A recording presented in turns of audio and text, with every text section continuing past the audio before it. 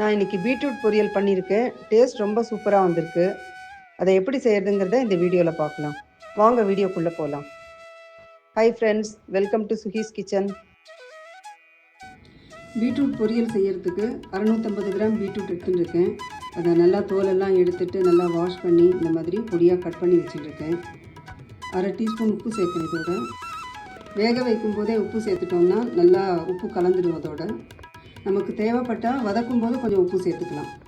இதோட கொஞ்சமாக தண்ணி சேர்த்து நல்லா கலந்து விட்டுடணும்.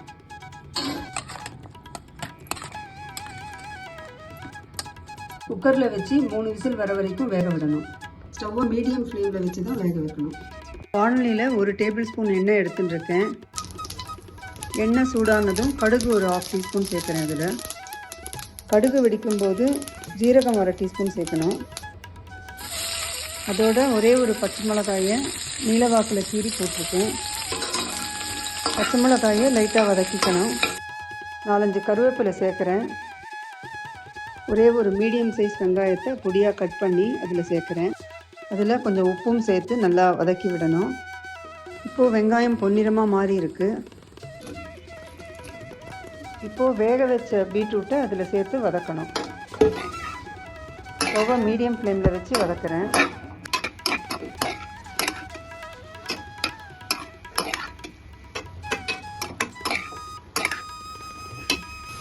பீட்ரூட்டில் இருக்கிற அதிகப்படியான தண்ணியெல்லாம் வத்துற வரைக்கும் அதை ஸ்டவ் மேலேயே வச்சுருக்கணும்.